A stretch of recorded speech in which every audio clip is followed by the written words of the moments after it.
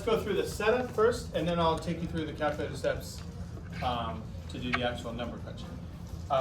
Expected value of x. And do you remember I showed you guys like the last 5 minutes of class Thursday when everybody was here, what you actually do. So if this is your probability distribution, and this is the example we did, everybody was here when we did this example from class back on like Thursday, I guess it was. This is the one that was not binomial, right? Where you're picking marbles out of a bag and x represents how many red marbles you get. Why is this not binomial, by the way? Because it does look binomial. There's two outcomes, red and blue. But what's messing up the binomial here? Without replacement. What does that mess up? No independent trials, right? Because that means the probability of success, if you want to count success here as getting the red marbles, the chance of getting a red marble is not staying constant as you go through the trials, right? Because as you take marbles out, the chance of getting a red marble is going to change on each trial. In binomial, that doesn't happen, okay? So it's hypergeometric, actually. Do you remember the 6, 4, and 2 here? Do you remember what those represent? The letters for these are big N, K, and little n. Little n is the sample size. Little n is how many you pick. That's the 2, right? What's big N? Total number of things in the set. That's the 6. And what's the K? The 4.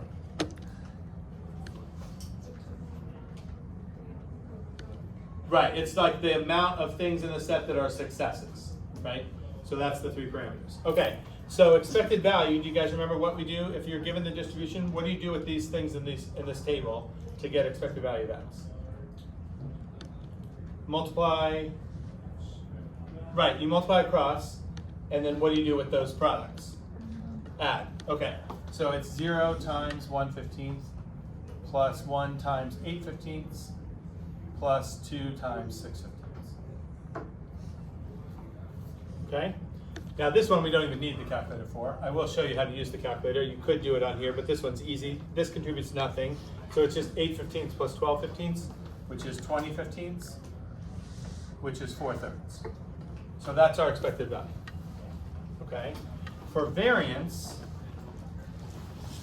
does anybody remember from Friday how do you find variance, or from Thursday? I think I might have even squeezed this in. I don't know if I did yet. Do you remember what to do for variance? Right, so you take the x, but you subtract the mean. So you have to have found this, right? Expected value, this is also sometimes referred to as mu. You take that value away from each x, and you square the difference, because sometimes that value is going to be negative and sometimes it's going to be positive. So to make sure everything's positive, you square first, and you still multiply that expression by what? Tucci? Yeah, so which probability would I multiply this one by? Like 1/15, because I was using the 0, right? So the probability of the 0 coming up is what gets factored in there. And then we take 1 minus 4/3 squared, multiplied by the probability of 1, which was 8/15. And then lastly, 2 minus 4/3 squared, and that gets multiplied by 6/15. Now for this, I will use the calculator. Okay? So people who were here Friday, you might be able to help people who weren't. This is not the problem we're doing. So the first thing I would do is, if you're going to use the lists, but this is not matching what was on the slides, right? This is from another problem. So if you want to clear out your list, instead of deleting each one, you can go to second mem, like second plus, like you were resetting your calculator, but just use number 4, which clears all the lists at once. Okay, and now you're starting with a clean slate. And I basically want to make L1 and L2 look like my probability distribution. So L1 has the x's, I'm just going to type them, they were 0, 1, and 2. And then over here are the probabilities, and I'm going to do, the probability of 0 was 1/15. I'm going to say frac this, and it'll show up as the actual fraction. You don't need to do that. If you don't, it'll just show you the decimal version of that, which is still fine to use. But this just looks a little nicer. The second one was 8/15, and I'll frac that. And the last one was 6/15. Okay, it even reduces for you. You say math 1. So before you hit enter, so 1/15 and then math 1, and it'll have a little like arrow frac. And then when you hit enter, it'll display the fraction value instead of the decimal. Okay. Okay. Now, once I have this in, remember I already found the expected value. It was 4/3. But if I needed to use the calculator to do that, do you guys remember from Friday? Where do I go to find? It's not second stat. You just do stat, and then what? Calc. So arrow over. And then what on this menu? One var stats. And this is actually how you want it to look, right? This might be blank for you. It depends on what you did the last time you used this. Your list is the x's. That's like the values of the random variable. That should be L1. But you're doing a weighted average. This is where you tell the calculator where the weights are. The weights are in L2. So the thing that says frequency list should be listed as L2. Okay, if you have that, then you get this. And where in this is the expected value of x? Hi, Maggie. Which one of these is expected value of x? The first one. Remember, we got 4/3. That's the 4/3. Okay. Now, variance doesn't show up on here, which is what we want now. But what do we have on this screen that is related to variance? Standard deviation, which is this one, sigma x. So what do we do to this to actually get the variance answer? Square it. Now, this is messy, but you can get this value, and this is what I showed on Friday. If you go to vars, you want statistics variables, which is number 5. And then the one we want is the sigma x, which is the 4th choice here. So if I call that value and say square that, that's your variance answer. And you can have the calculator frac that to math 1. So that's the exact value of the variance, 16/45. So if we go back to our slides, this thing that I just wrote out, you don't have to show any more computations once you show the setup. You can just say that comes out to 16/45. Because you would have your calculator if you're going to be asked for the values of this. And then standard deviation was the last thing. But we said standard deviation would be the square root of the variance. So it would be root 16/45. Okay, and that's root 16 over root 45, which we could rewrite as 4/3√5. Or you could use the decimal, which is the thing the calculator already gave us. That was that 0.5 number. Okay, just to make sure that we're getting the same thing, we said it was 4 over, I need parentheses here, 3 square root of 5. And that's the value if you want to remember vars, stats, sigma. Those two things are the same. Okay? So you can write, if they ask you for exact value, then you need the 4/3√5.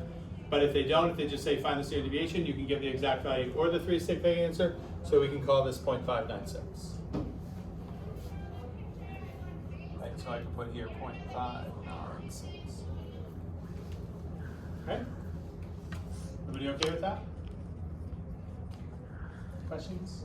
So that's basically what we did on Friday, knowing how to get these 3 things from a probability distribution. And one of the things I'm going to show you today, I'm going to talk about some properties of expected value that give you an alternate way to find this. And once I show you that, I think you're going to use this method of finding variance less often. Okay? This is what the actual definition of variance is, but there's a formula that's a little bit easier to use, also works well on the calculator, that I think you would probably use more often, unless they specifically said use the definition of variance. Okay? All right, so let's talk about these properties. Okay.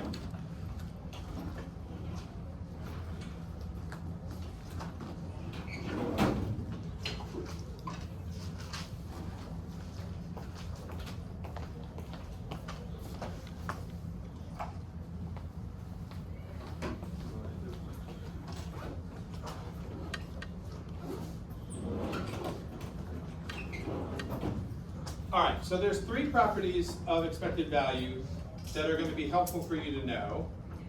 And 2 of these 3 are kind of obvious. One I showed you in the lesson on Friday. But we're limiting ourselves to just these three so that, because these are the three that are going to come up in what we're going to be doing today.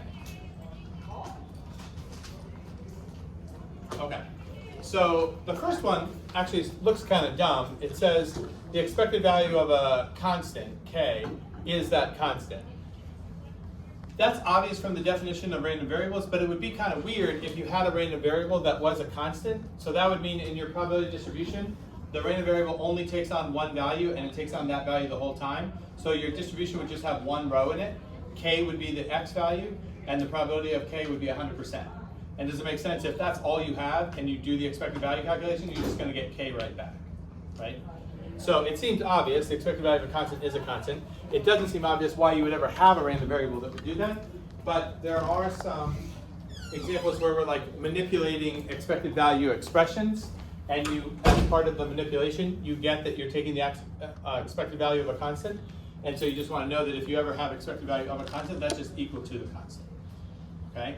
The middle one I showed on Friday as an example when we were doing expected value of different kinds of functions. So if the function is a constant times x, the expected value of a constant times x, there's a property that says you can pull constants out of expected value expressions, and so that's just k times the original expected value of x. Yesterday here is translated as on Friday. Okay. The third property is actually really hard to prove. We're not responsible for the proof of it. Like Ivy's not going to ask it, I won't ask it. It seems intuitive. This is saying that if you have two separate random variables, x and y, and you make a new random variable that is the sum of those two, and then you ask what's the expected value of that sum, the property says you can break up a sum inside expected value and find the expected value of each piece and then add them together.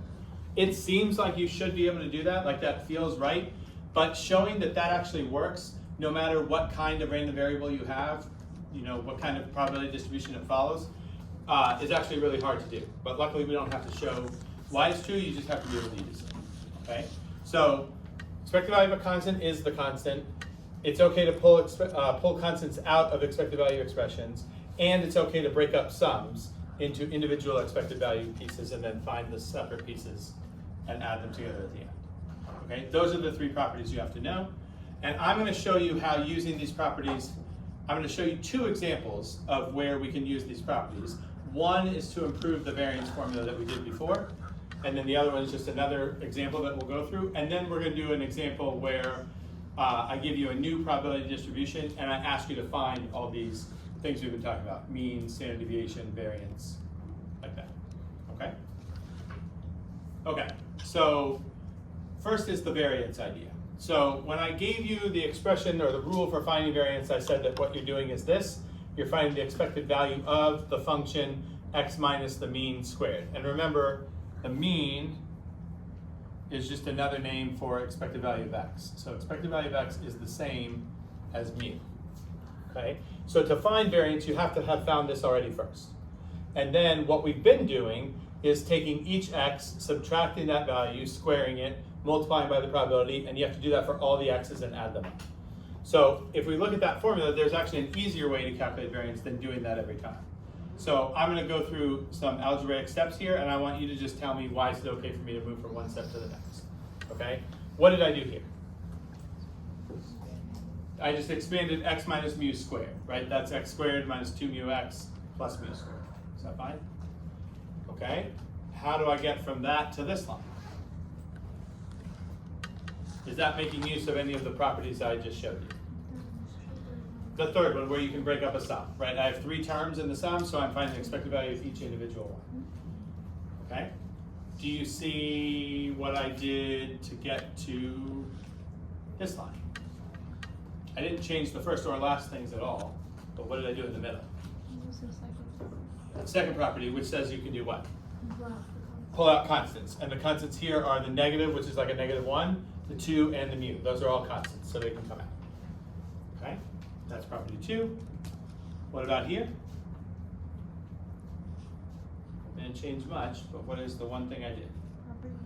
Property 1, which says expected value of a constant is the constant. Okay? All right.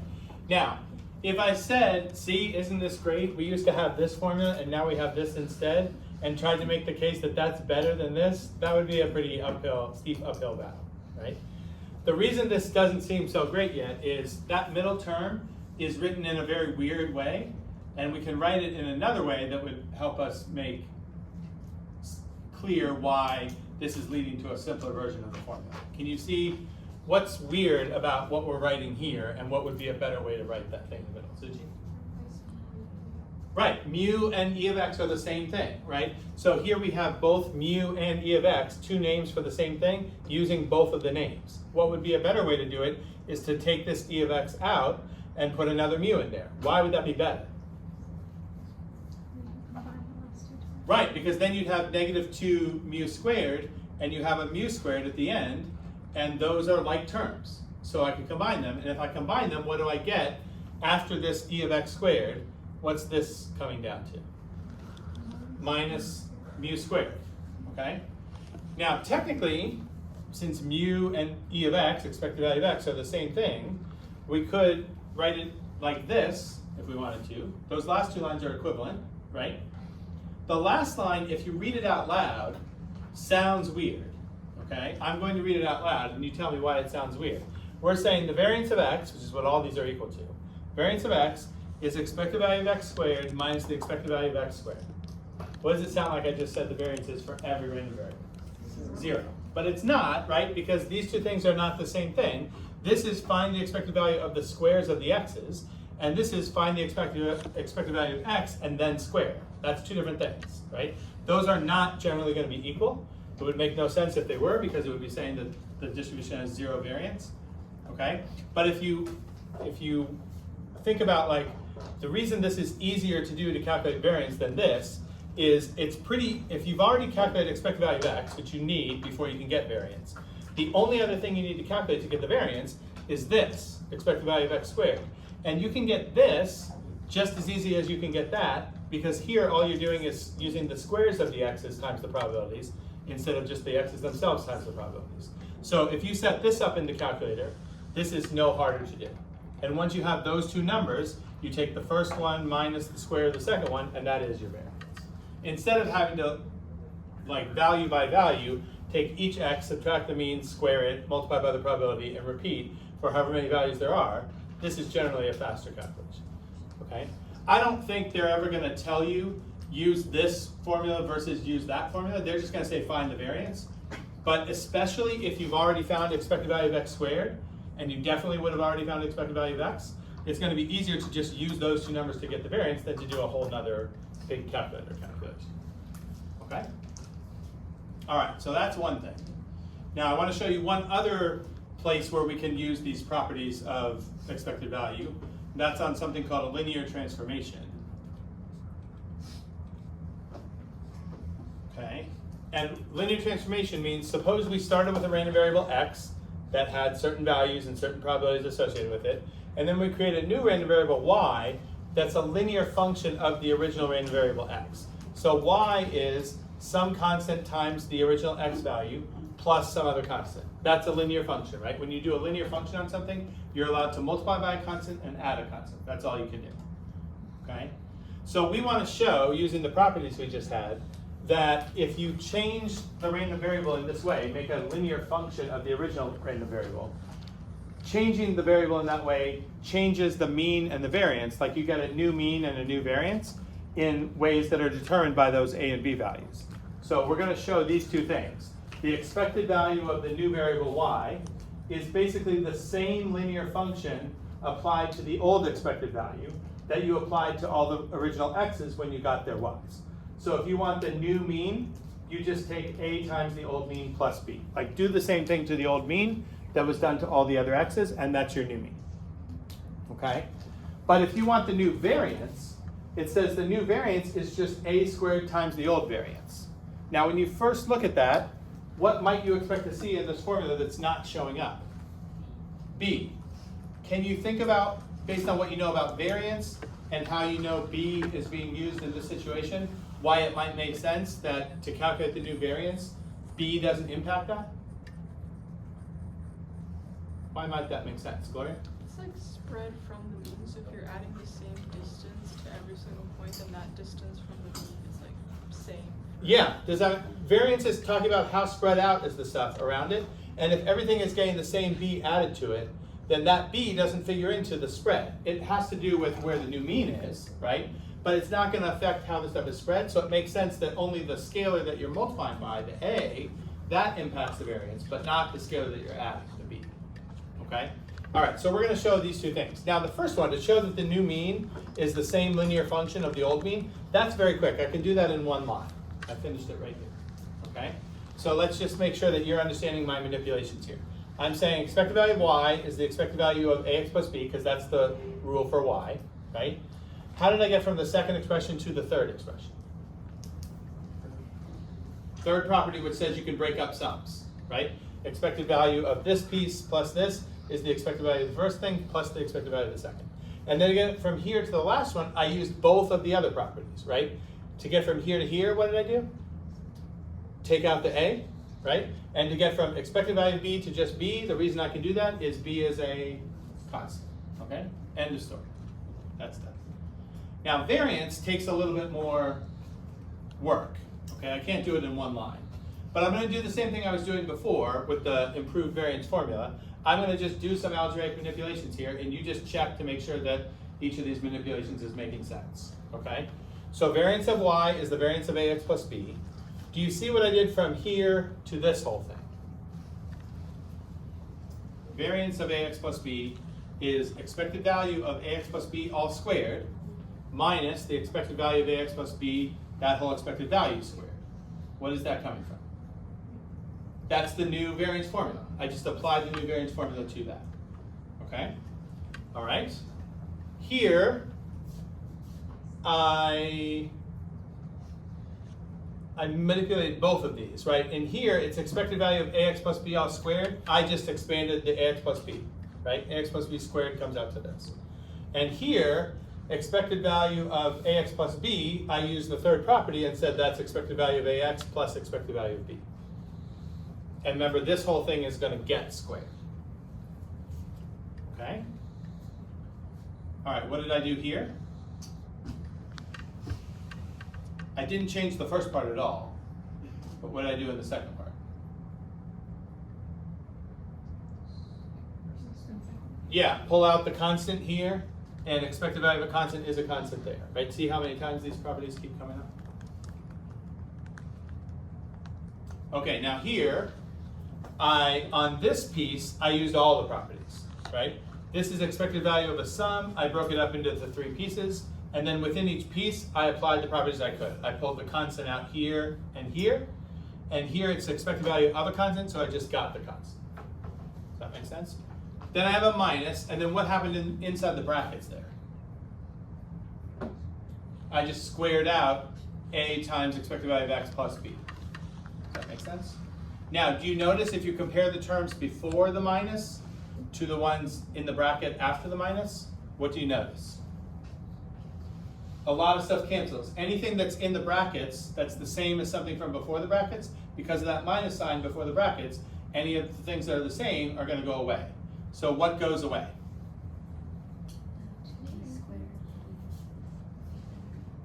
The 2ab term does, right? 2ab e to the x, 2ab e to the x with this minus sign. That does go away. What else goes away?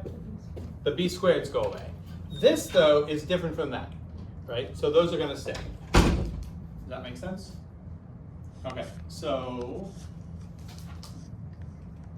I just distributed the negatives so you can see which cancels, and then this is all I have left. Now, once I just have this, what can I do with this? Yep. And if I factor out a squared, what do you notice is left inside the parentheses there? What is this an expression for? Variance of x, right? Okay? And if this is variance of x, the whole thing we said was, whoops, variance of y, right? So if variance of y is a squared times variance of x, if I took square root of both sides of this, square root of this would be standard deviation of y. Square root over here would make the a squared go to a, and then you'd have square root of variance of x, which is standard deviation of x. So that means the standard deviation is, the new standard deviation is affected by the linear transformation by exactly the scalar a, right? The variance is a squared times the old variance. The new standard deviation is just plain a times the old standard deviation. It's kind of what you would expect to happen, but the properties show that it works the way you would expect. Okay? All right, what we're going to finish up with is a new example of a probability distribution we haven't dealt with before, and I'm going to ask you to find all the things we've been talking about. Okay? So here's my new situation. Now this is not binomial, it's not hypergeometric either. Like, I want you to get the idea that like not every probability distribution problem has a distribution that has a name. Okay, we do a lot that are binomial, we did some that are hypergeometric. There's actually other distributions that are named that you don't have to know, but this one doesn't have a name. It's just like you can describe a situation, define a random variable for it, and make a probability distribution, and then we can ask all these different things. So this time we're saying the thing that's happening is you're rolling 2 dice, okay? And when you roll 2 dice, you're gonna see 2 numbers come up, like 2 and 5, or 3 and 6, or whatever, right? The random variable is defined to be the higher of the 2 numbers that appear. So if I roll 2 dice and I get 2 and 6, what is x in that situation? 6. What if I roll 2 dice and I get 2 5s? What would x be? 5, okay? So it's the higher of the 2 numbers, but if the numbers are the same, the random variable's value is just that number, okay? That makes sense? So then based on that, does it make sense that x can then take on these values and only these values, right? Any of the numbers 1 through 6, integers, could come up, okay? So now I'm gonna ask a series of questions based on this situation. We're gonna make the rest of the probability distribution table, so fill in the probabilities. Then I'm gonna ask you to make the probability mass function. That's like an equation that you could plug these x's in that would give you the probabilities we're gonna find. So it's actually easier to figure that out once you have the probabilities filled in, okay? You don't always ask for that, but you'll see in this one, it's not hard to figure out what that is, okay? And then, using the distribution, we're gonna find expressions for and the values of each of these things. Expected value of x, the normal things you would expect, expected value of x, variance, and standard deviation. I threw this one in here because if you find this one, these 2 will give you variance, right? And then once you have variance, you can get standard deviation. That make sense? Okay, so let's fill in the table first. Let's think of it this way first. How many different outcomes are represented by this situation? Like when you roll 2 dice, what's the total number of things that can happen? How many different things?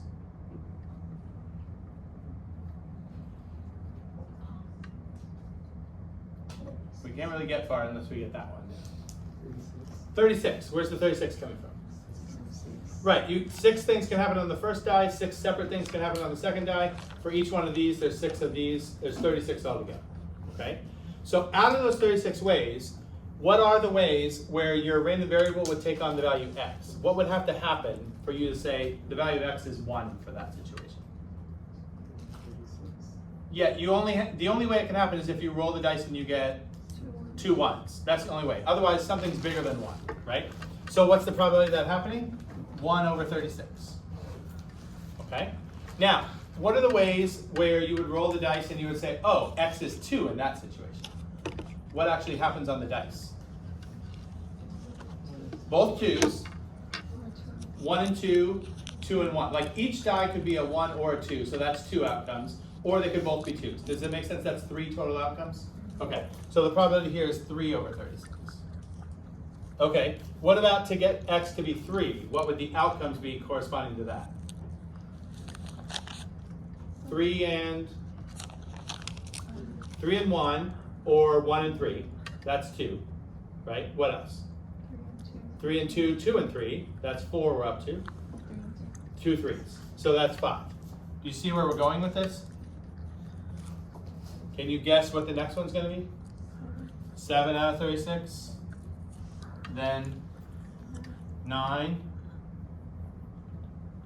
And the last one? 11. Now, if you're worried about maybe we're making this too simple or how do we know for sure this is working, one way you can convince yourself that these are the right numbers is what should happen if we add up all these. It should add up to 1. Look at what we have. 11 and they're all over 36, right? 11 and 9 is 20, 27, 32, 35, 36. They add up to 1. Okay? All right, so that takes care of that. Can we do the function? The probability that x equals little x. Can I write some sort of equation that when I plug these things in gives me these? It's going to have to be something over 36, obviously, because the denominators are always 36. 2 what? Over 36. 2 over 36? But that would just say the probability is always 2 over 36. 2x minus 1. Right, check that for a couple of these, right? If you plug in 1, you get 1 out of 36 back. If you plug in 2, it's 4 minus 1, 3 over 36. 3, 6 minus 1, 5 over 36. Okay? All right, so that's your function. Now, expressions for these things. All right, I'm probably going to run out of room on the screen, so let's do it over here. And then we'll use the calculator to actually do the values. So expected value of x, we take the x's and multiply by probabilities. So it's 1 times 1 over 36, plus 2 times 3 over 36, plus 3 times 5 over 36, 4 times 7 over 36, and then the last 2.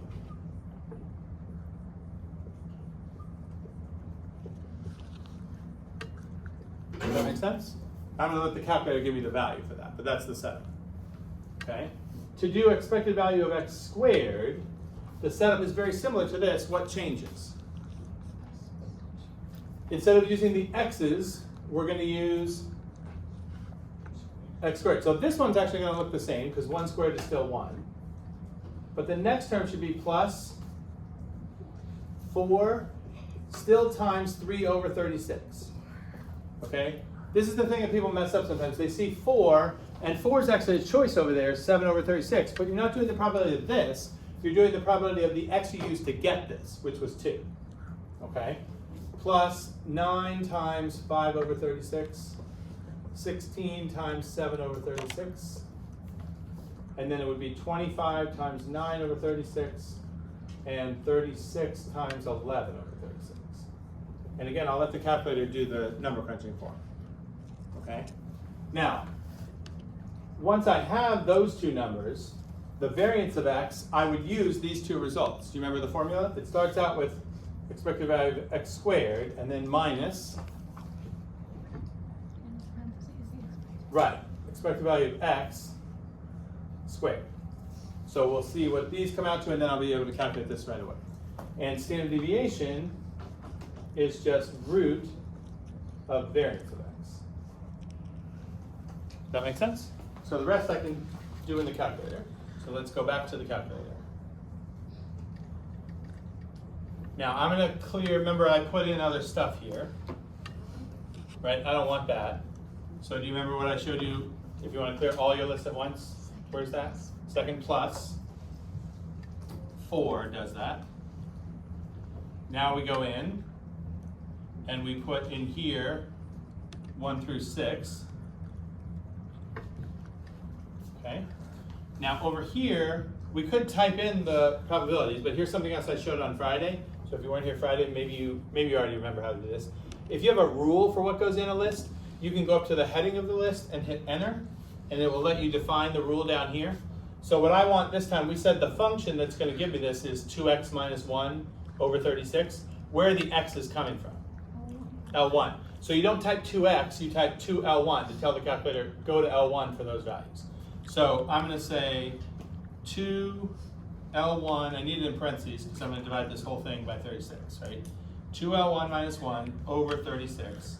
And I'm going to say frac that so that it shows me nicely, nice fractions instead of messy decimals.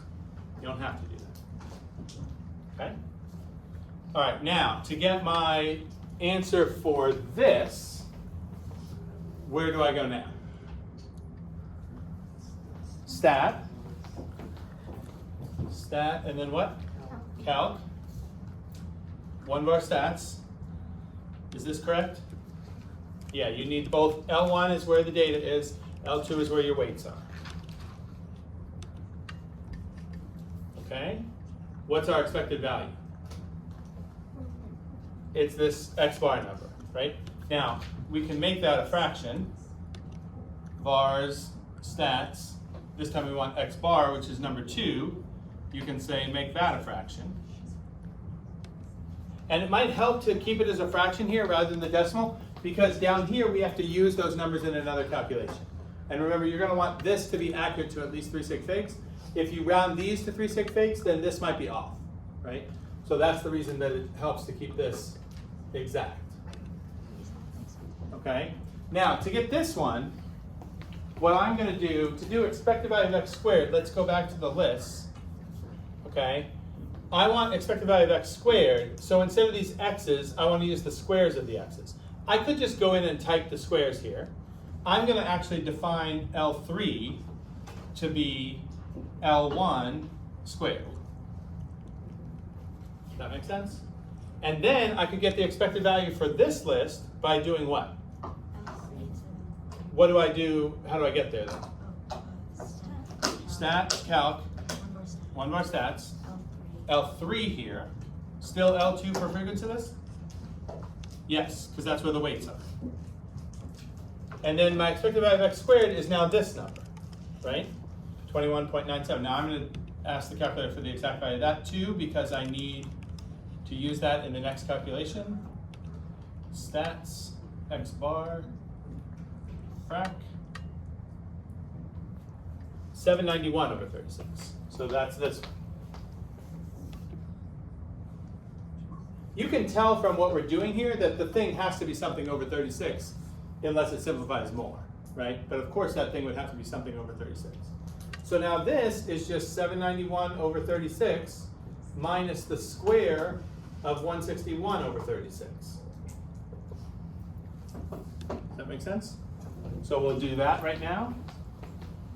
791 over 36 minus 161 over 36 squared. Okay. I can round that to 3 sig figs. That would be 1.97. But I am going to ask for one more calculation on this, right? What do I want to do to this to answer the last question? Square root. Now, since it's my answer, I could just do this, right? And then I'm using the whole thing. If you needed something more complicated, like if you had to do more steps here, I would store that value, and then you could use it later. But since all we need to do is take the square root, that's fine. I actually think I checked in the other class. On this problem, if you rounded that to 1.97, I don't think it's going to make a difference in the 3 sig figs, right? It would be 1.40.